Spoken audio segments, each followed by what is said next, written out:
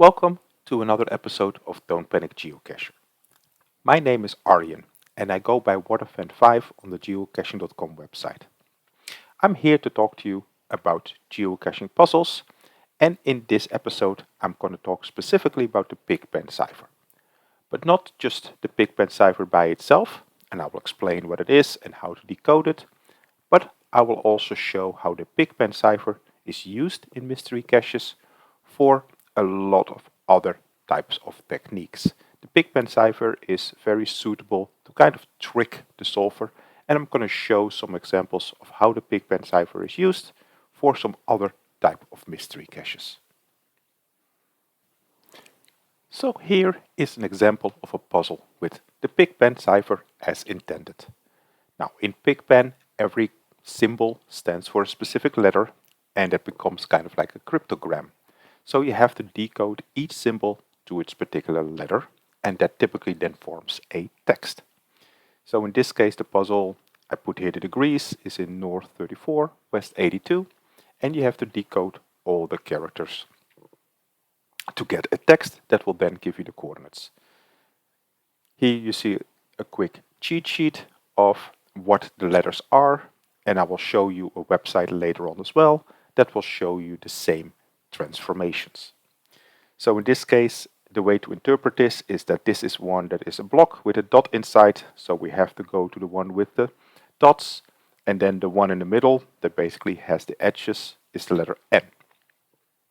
The next one to the right, we see that right here, that is then the letter O, and so on with the dot. The corner is the letter R. Now we do one of the diagonal ones, and this is the letter T. And then here we have one without a dot, and that is here at the bottom, the letter H. So we get the word north here at the beginning, and if we translate it further, this will be again the letter T, and so on. So you get north 34, and if you decode this completely, you will get a coordinate. Most coordinates in this video will be Pigpen related, or pig related, or something else that is related to that. So you can solve the coordinates and then verify your answers to see if you end up somewhere pig related as the final coordinate. So this is kind of like the Pigpen Cipher as intended. Now let me show you some websites that can help you solve these type of ciphers, not just Pigpen but any other ones, and that might be useful resources. So here's the Cachesleuth website. Cachesleuth of course has many different useful tools, but one of them is that it deals with the Pigpen or Freemason code as it sometimes is called. And you see here the same grids that I was displaying before. The ones without a dot here at the top, the ones with a dot here below, and it also has them listed out. Note that it also shows here the numbers. The numbers are rarely used, I've noticed, in geocaching because they would become simple substitutions.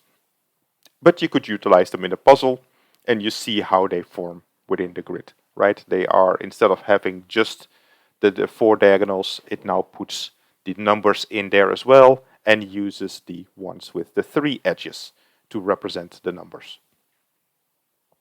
The website allows you to quickly make the image itself, and I actually use that for my video. So you see here I type the word north, and it will immediately generate it, and I can do some simple tricks like increasing the spaces, etc. So this is the Freemason one. There's actually a slight variant, and I have that open as well. It's a simple substitution, so where the letters are now mapped slightly different. So we see here that it after the J, it goes on right here with the diagonals, so where the first one would then start with the second grid right here and then do the diagonals. So they kind of switch the order. At the end, once you have decoded it, it's a simple cryptogram where you now have to substitute the letters in one way or the other. So even if you have the wrong one, the other one would be closely related, and as you see for the first 9, it is the same. So it never hurts to try to see if your decoded text can, using a website like for example Quip or something else, if it can decode to another text or if it's a simple rotation cipher or something. But as you can see, and we'll see in this video, there's many other ways to use Pigpen to get to letters.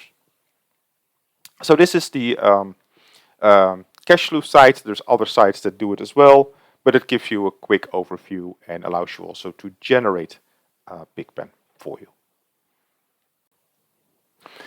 If you're like me, I'm often trying to make puzzles or solve puzzles as quick as possible. I don't like to do a lot of manual work.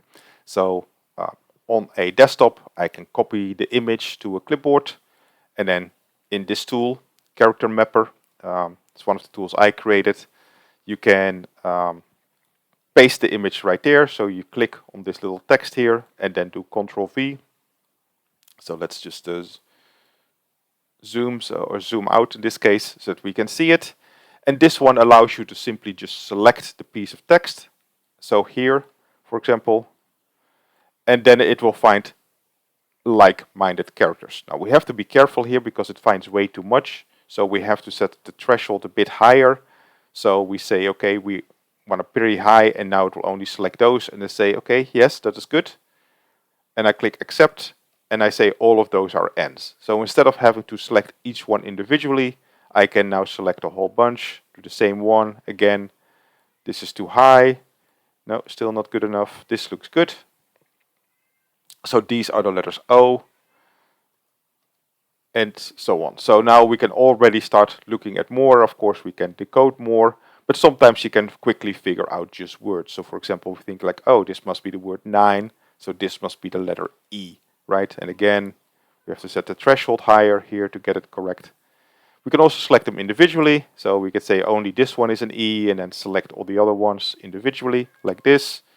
And if we don't like the solution, we can click on it again, and it would remove them again from your thing. So it'd say, no, I don't like them, these were mistakes. I can correct them as well by simply clicking on them. There's other tricks. We can remove, for example, all the ends by clicking here. It will remove all the ends from the equation.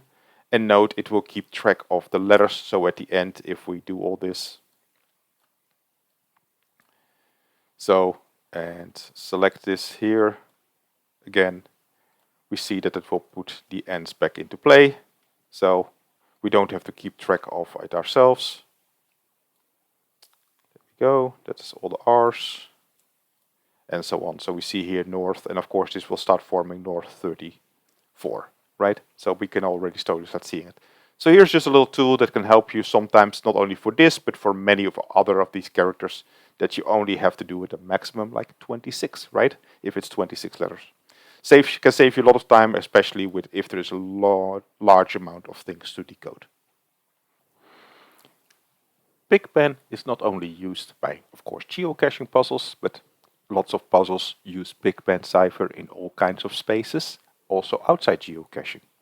So this is an example from Facebook, from a page called Perplexing Doodles. Every December they release a series of puzzles that are just quick puzzles to solve. Typically takes you like a few minutes to solve. And in this year they also used the Pigpen Cipher for one of them. So in this case we're looking for a keyword. The puzzles are always Christmas themed. And so I put a quick cheat sheet up here again. And what you have to do is take the colors of the boxes and use that to convert to a letter. So for example, we have a green and a red. So if we take the green and the red part of this center box, we get like the outside without a dot, and so that would be the letter H. The next one uses 3 colors, orange, pink and blue. So if we do that, orange, dot, pink and blue, as right here. So that is the letter W, as you can see here. And so on, so you can decode all of them. The hint indeed indicates Pigpen, as you see here, and that will get you a Christmas-related keyword. But as I mentioned, this video is specifically not just about how Pigpen is used just in its standard form, but how Pigpen is the ideal cipher to kind of trick the solver. And here you see an example. This is a very popular way of utilizing Pigpen, not just for the translation, but again, kind of to make it harder for the solver by utilizing something else. And the something else in this case is a a Pigpen cipher. I will show you a website in a second to help you decode a Pigpen cipher, but similar like Pigpen, it is kind of like a translation cipher, but now it is all the characters in groups of 5. And you see here it's either A's and B's or 0 and 1s, but it is the same code. It's just A is 0, B is 1. Well, the same as A is 0, B is 1, we can also say something without a dot is A, something with a dot is B. And so if we do that and break them into block of 5, we get AA, B, A, B. Remember the ones with the dot are B. And if we look that up in the table, then AA, B, A, B is the letter F. The same with the next one is we get only one dot at the second location. So that means that that is B, so that would be the letter I or the letter J. The Pigpen cipher only encodes 25 different letters. So I and J are the same, or actually 24. U and V are the same as well. So this is another way, and of course, if you would have translated this as Pigpen, it really is gibberish. The first letter here, the one that goes to the top, is the letter B, and then we get immediately another letter here, the S, I believe it is. So you're not getting anything useful out if you try to decode this, and so you have to look for another way. It could of course be double encoded, but in this case it was probably given away if you look at the dots and you'll find a translation to a Pigpen cipher. So just one of the many ways that Pigpen can be utilized to kind of disguise the actual puzzle. So just very quick, again, cache sleuth. You see here the history about Bacon was created by Francis Bacon. Actually nothing to do with pigs at all, but still the correlation is there. And here we can type in the text north and then say encrypt, and it would now convert them to these ABBB, etc. type combinations where each one is 5 letters long, or of course we can decode it as well. So if we didn't have this text, but we have these letters, we can decrypt it as well and back to north. So again, you can just simply search using this for Bacon and it will pop right up in cache sleuth. Here's another way that a Pigpen can be utilized. So take a look at what you see here. Do you see a coordinate? There is a coordinate clearly visible on this page. You just have to maybe give it another look, maybe look twice. Because what is utilized here is that all the Pigpen are nice shapes. And these shapes can be used to form numbers and letters. So they not only translate, and of course this would most likely again be gibberish, but if we combine them and look at its graphics and bring them closer together, you see that it now translates to a 3. This one now forms a 4, 5, etc. So we're using here the shapes of the Pigpen, which are very friendly and easy building blocks, to actually write out a coordinate, as you see here below. So if you don't look close enough and try to translate it, you're like, what is this text? Is it a cipher? Is it a Pigpen cipher like we just saw? But actually no, it's much simpler than that. It is actually visually representing the letters that you see here.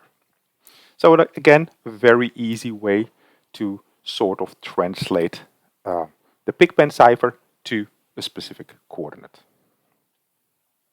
So we see there is many different ways of utilizing the Pigpen to make a different type puzzle. Here is another one. And so what do you see here? Again, there is coordinates that are visible here, and actually very clearly visible here. If you decode it as a standard Pigpen, you would again get gibberish out of it. But also here there is a very clear coordinate visible, but only 6 digits in this case.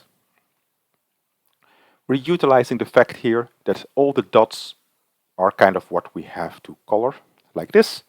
And now you can see when we do that, so these 8 together form these 8 and so on.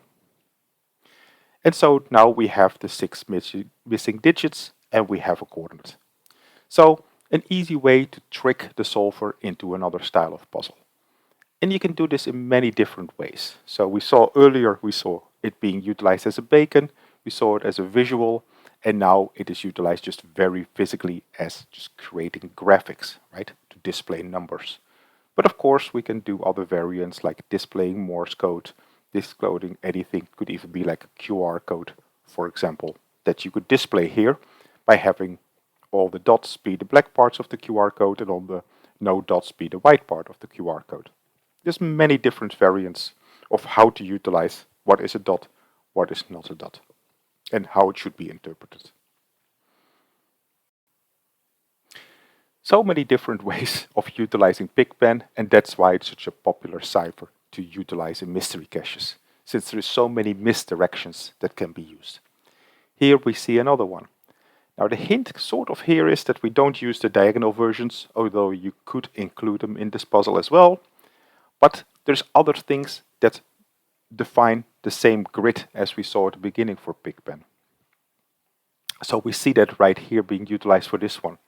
It is 14 digits in this case, so it sort of already is a hint that each one is a specific number. We could potentially just solve it by using a substitution, so we knew 3, 3, and hey, the first ones, the only difference is the dot. Maybe we should just ignore the dots, but we still don't exactly know how to translate, and for example, why is this a 4? What number is this, right? We wouldn't be able to necessarily get a direct translation. But if we look, for example, at a numeric keyboard or at a phone, we may actually find a very similar grid there for the numbers. And that is what is utilized here. So lower right corner is the 3. Left, 4. Right, 6. And so when we see that when we go to the 8 right here, the upper is the 8, and then the next one is left again, which is the 4. So we can decode this 3, 3, 4, 6, and we saw that later on we get the 8, 4 as needed by simply again using the shapes and not using Pigpen to translate directly to letters. Yet another way to utilize it. Here is another tricky one, and I call this one kind of like a maze redirection or a maze misdirection, because it almost gives us a path here. And this one I made kind of easy just for the video purposes, but this can be done quite tricky because you can put extra characters in here to further misdirect it. You can put text in here and actually have the Pigpen translate to actual text, because you have a lot of variety here when you make this. Note, it's somewhat hard to encode sometimes all coordinates, so you may have to have a specific coordinate that works with this puzzle. But what is done here is that the arrows or the characters are utilized here as arrows in which direction to go. So for example, this one says go down. Okay, this one says go down. This one says go right. Well, if we draw that out, we get down, down, right, go up, go left, go down, and we see that each one at the next one that we encounter, we follow that direction. There's many ways again to read coordinates from this. It could be that the letters in between are spelling out a word. It could also be simply just counting the number of characters. So for example, 1, 2, 3, next one, 1, 2, 3, next one, 1, 2, 3, 4. You can let your imagination go wild. You can still use maybe the dots and the dashes to maybe encode Morse code numbers, or you have them all at a distance 5, right? Or even a Pigpen Cipher with the same as we saw earlier. So there's lots of variation that you can again do, but all of them kind of utilize the technique that the arrows point the way. And note, there's lots of unused space where we can put additional arrows. Also, like here, nothing utilizes here, so we can put an arrow. These are not used. We can put arrows here to further misdirect the solver into what is happening here in this puzzle. So yet another way that we're now using the arrow ones to solve the puzzle. Here is one I created. It's based on a puzzle that I saw in another country. And it uses again Pigpen, but in a combination of how Pigpen is intended, so where each character is a symbol, but I'm using some other techniques as well. So if you look at this image, and I will show the cache page in a second, you see that all the characters are basically put in a little box, or a little Pigpen in this case. And if you count them, you see 14 of them. So now you have to solve this to get coordinates. Now, I was counting on people being lazy and not wanting to translate everything, but if you start translating it between the gibberish, there's actually good words. And those words give you hints on what type of puzzle this is and how to solve it. So if you decode all the Pigpen, then you will find words like 3-star and something per pen. So if you have these pens, you have to find 3 stars. There's some other hints in there, but they all will point towards a logic puzzle. And it's actually a logic puzzle I described in a previous video. So let's take a look at the cache page as well as the logic puzzle. So here is the example of the logic puzzle. It's called Star Battle or Queens, or it has a variety of other names. And by giving you the word star and some other words, logic puzzle, I was hoping to push you in the right direction, that this is the type of puzzle to solve. And you see there's many variants, and I used the 3-star version so that you have to do 3. Now in the 1-star you only have to find 1 per thing. So that means each line only has 1. So here it's already easily find out that this needs to be a star because this one will take this line. This one then is left over, so that takes this line. So this one has to be. So we already now know that part, and basically using now you can logic out the rest of those, right? So this one has to be one of these. So this one will then have the other location. So these 3 are now taken. And so there's only going to be one solution to this, but this is with 1. Of course, when you do a 3, and I will show you what I'm using, it becomes much more complicated because now every row and every column can have 3. I explained this in a previous video, so if you had watched my previous videos, you would actually seen this type of logic puzzle, and it would help you solve my next cache as well of course other caches like it. So here is the geocache I created specifically for this video. So you see here the puzzle.